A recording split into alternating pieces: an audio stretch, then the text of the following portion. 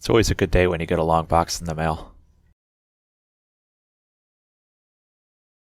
I've been eyeing some type of straight pull Mannlicher rifle from Rural Tiger Imports for a while. I knew I wanted something in 8x50 so I can make ammo using the same methods that I used to shoot my Siamese Mauser. And since I gravitate to older rifles, I knew I wanted a Model 88. And at the time they had three options, the 8890, 8895, and an Ethiopian cut-down rifle. So when I got the email early Labor Day weekend that they're running a sale on the 8890s and have them marked down to $199, I knew I had to jump on it. So it's definitely well packaged. There is some movement inside the box, shaking a little bit. I can hear the rifle going back and forth, but at least there's nothing poking out. It's always a good sign. So I'll just unwrap this bubble wrap and see what I received.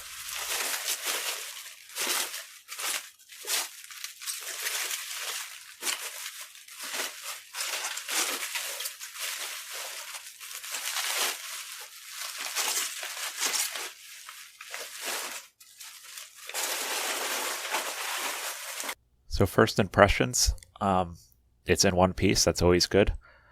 Other than that, it's a pretty light colored stock. I'm used to seeing them with darker stock, so it's odd to see a light one.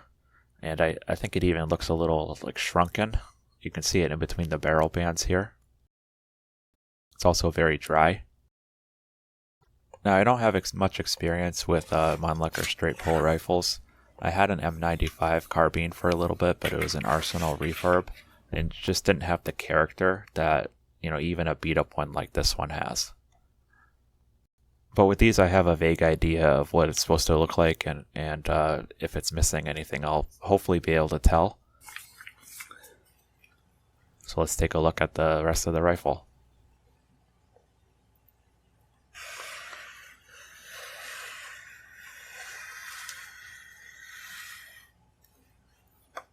Just taking a look here at the wrist to see if there's any cracks in the stock. Looks like there's one there. And another one there. Neither look to be too big or too concerning though. And that looks just like a deep gouge, not really a crack. It's just odd how the wood looks to be shrunken, like it's pulling away, and the action is sitting proud of it. I'm going to try to pinch the rear sight and see if it moves up and down. That's good, it looks like it does. It actually moves very easily. Taking a look at the markings now, there's the OEWG for Steyr on the receiver. And then also worn down is the serial number on the left hand side of the barrel. And that's it for markings. There's no Ethiopian markings like I would have thought to see on this. There's the rear sight markings, pretty worn down. Again, the stock is smaller than the metal. It's very dry.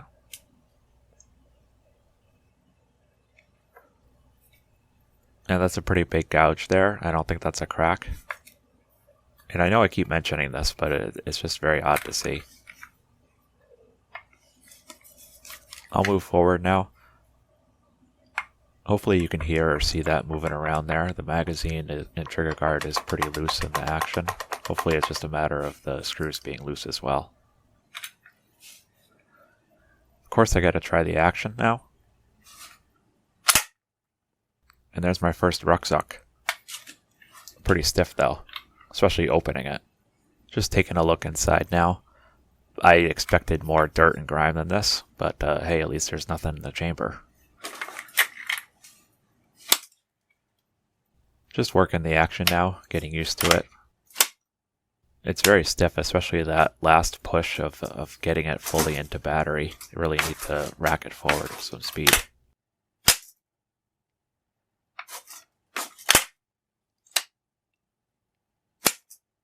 Or just give it a whack. I'll see if the trigger works now.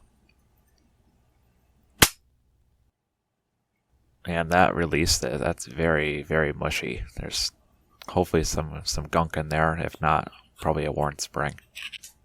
Now I'll pull the bolt out. I think this tab on the left side of the receiver releases it just like it would on a Mauser.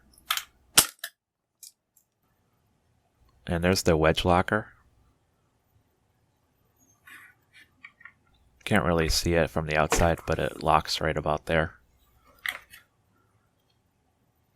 And the bolt face is really dirty. Trying to get some shots of the bore is really tricky. Let me try the other way. And here from the muzzle is a little bit better. And you can actually see some rifling, which is surprising in a good way. Especially when you're ordering sight unseen from RTI. Although from this angle, that looks pretty nasty. Now let's take it apart and just see how dirty it is on the inside. I'll start at the front with the barrel bands. Get that first one off. And I think this is backwards since the screw head is on the other side. The front band's pretty tight. Needs a couple taps to get it to come out.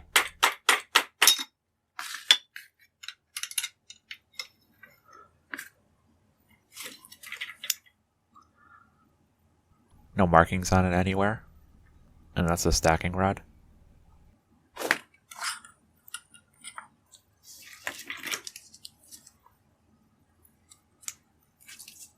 That little stud on the side of this one, I think it's the volley sight. And these long rifles are always fun since they usually have a third band. And this one looks to be captive, so it doesn't unscrew all the way. Just have to slide it past that stud in the stock.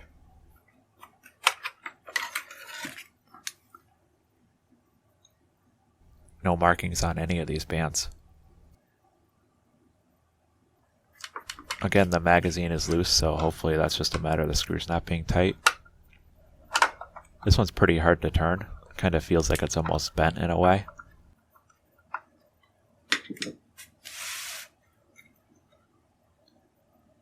Yeah, I don't know if you could see it, but there's definitely a slight bend there right where the threads meet the body of the screw.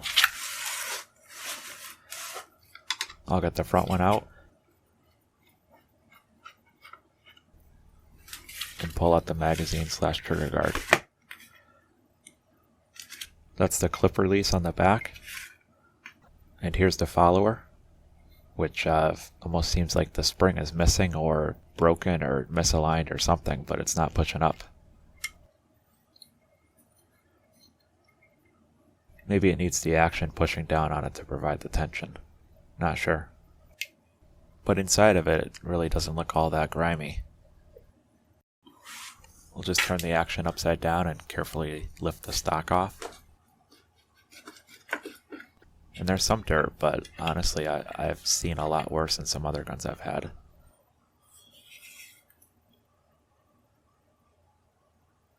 I'm just looking to see if I can make out where those cracks start. Alright, yeah, there's some gunk. I'm sure all that there had to do with how mushy the trigger was feeling. Hopefully once I get that cleaned up, it'll feel a lot better. But yeah, all along the sides of the receiver, pretty dirty, but really nothing worse than some of the other guns I've seen before. I'm going to try to put the bolt back in the action. It's pretty tricky. It seems like the wedge always wants to push out or down, so it's stopping it from going in. I'm trying really hard not to pinch my fingers.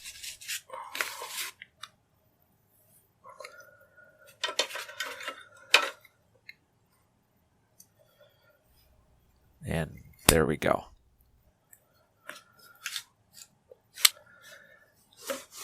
Needs a bit of a push to go all the way in though.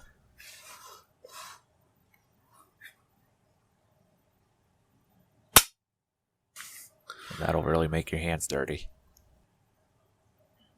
And with it all back together, I'll finish off with some first-person shots. Hopefully I look down the sights if the camera cooperates.